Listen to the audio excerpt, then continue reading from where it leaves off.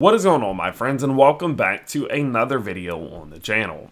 Well, in today's video, we are going over Polygon Matic as it has just failed to make a very important move, and so now we need to kind of reassess exactly what we can expect going forward. So let's not waste any more time at all, and let's jump straight into today's video. So, looking at Matic, we of course have been tracking this rising triangle for the last couple weeks here, right? Since the 20th of July, so roughly 3 to 4 weeks. Now, we knew that this would be extremely important to get us from below this key macro trend line that we've been under for the last couple, roughly almost 8 months, okay? Now, what's interesting about this is that after we did put in point number 1, point number 2, and point number 3 here, I wasn't all that confident that Matic was actually going to be able to make this breakout this easily. But what ended up happening, of course, we had the news about Disney, we had a lot of important on-chain news, and for that reason, all of that good news did surge enough excitement to get Matic from below this trend line. But now at this given point, it becomes a game of studying and trying to figure out what's going to happen from this rising triangle. Of course, you could just sit back and wait, but we like to try to get ahead of the market in order to set some traps for bears or for bulls. So, how are we going to do this? Well, personally speaking, I am again still studying this triangle, and I'm more often than not going to expect that on a rising triangle, we will see a break to the downside. That is just usually what happens, right? Whether even if you're in a downtrend and you go into a rising triangle, you will usually continue down. Even if you're in an uptrend, you go off into a sideways triangle, more often than not, you will not see this happen, right? More often than not, you will see this, the minor breakdown, and then possibly a continuation, right?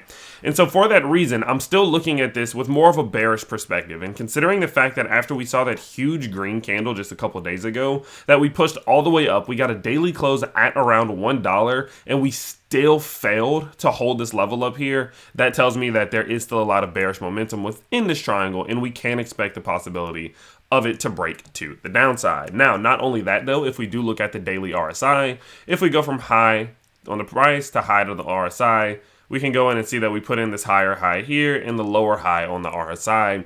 That goes to show us that we are seeing a case of bearish divergence between the RSI and the price, which does usually entail a time in which we will see a pull to the downside.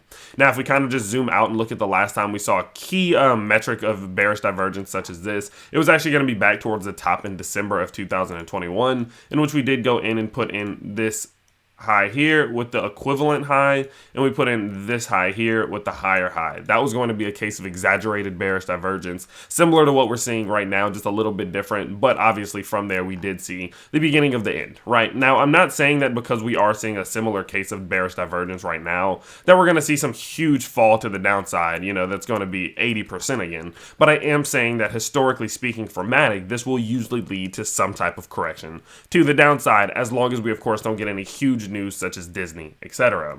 Now, if we look at the daily MACD, you can see that we did fail to recross on a bullish perspective. And what I mean by that is we got the bear cross back here, we rolled to the downside, we retested that orange line, boom, we failed, we got rejected, and now pushed back to the downside as identified by, of course, the pink bars going into what was expected to be a green bar, but now going back into the dark red bars. So that's also another sign of rejection or just a bearish move in general. So for all of those reasons on the daily charts, it does just seem as if we have a strong case for Matic to break to the downside here. So let me tell you what I think about this and how I'm going about this. So, whenever we get a break to the downside of this nature, what I usually will be looking to do is do a short trade down to the most recent levels of support established on the triangle. I told you all in the Solana video, this is the most effective shorting strategy that I have implemented within my game over the last year, okay? As we've gone into this bear market, every single time we would get a structure such as this, or like this, or even sometimes like this, whenever that price would come down to touch that bottom side of the support, touch the support. Every time we broke down, we would more often than not, I would say around 80% of the time, come revisit these previous levels of support. If it was something like we're in now, it looked like us coming back down to these levels of support right here, and I was shorting from the breakout to the downside to that first support level. Then if we lost this one, I would go to the next support level. I did this constantly over the last year, and it's brought in some great gains. In the Patreon, we went 8 for 8 from May to now, and it's up over 60%. It's crazy. And so what I would be looking for from Matic is that if we're capable of breaking out to the downside, we get the daily close below this key level of support, I'm going to first start shorting Matic, expecting a push somewhere around 88 cents. Let's call it 90 cents just to be safe, okay? So if we saw a breakout just right now, right? Say the price just continues down, and maybe on the 18th we get a breakout.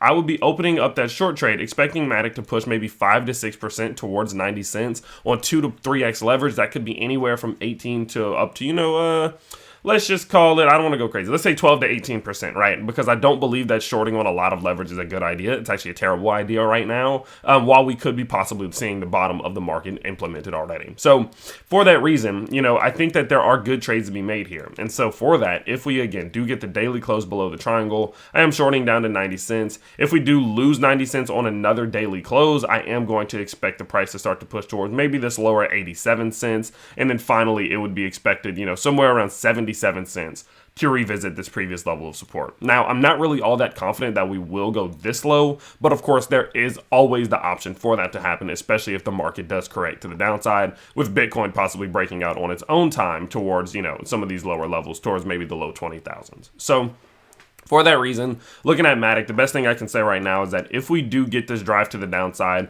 a couple short trades, maybe down towards 90 cents, would be a very good option here. I would not be opening them until we do break the bottom side of the support. I would not be trying to do them in advance, because as we can see here, we are extremely close to this 200-day moving average. And usually whenever we're close to it, we touch it, right? As you can see here, come up, we touch it, we touched it those times. We didn't touch it here, I suppose, but we did touch it back here, and we touched it back here as well. Okay, so typically we will touch that 200-week moving average, or 200-day moving average, sorry. And for that reason, I think there is still the possibility of this thing working its way down and Matic making one more bounce to the upside to go touch it before then possibly capitulating to the downside. Now, obviously, if Matic does break up to the upside out of this triangle, I will make an updated video for you as soon as I possibly can. But at this given moment, it does just continue to seem more likely that we will get the break to the downside. And so for that reason, I am expecting a short trade down towards 90 cents, which could be anywhere from, let's just call it 12 to 18% in gains on small leverage. So with that said, that's going to be about it for today's update. Very short, very straight, very simple. And of course, if you do like these shorter, much more swift videos, I would say, then definitely do let me know in the comment section below. I rather put these out in times like these because I know many of you want to just focus on things outside the market. So I don't want to take too much of your time, but I do think these things are important. And so I will continue to share them with you in this format if you do like it. But with that said, that's going to be about it. Of course, I hope you guys did enjoy, and I will see you all next time. Peace.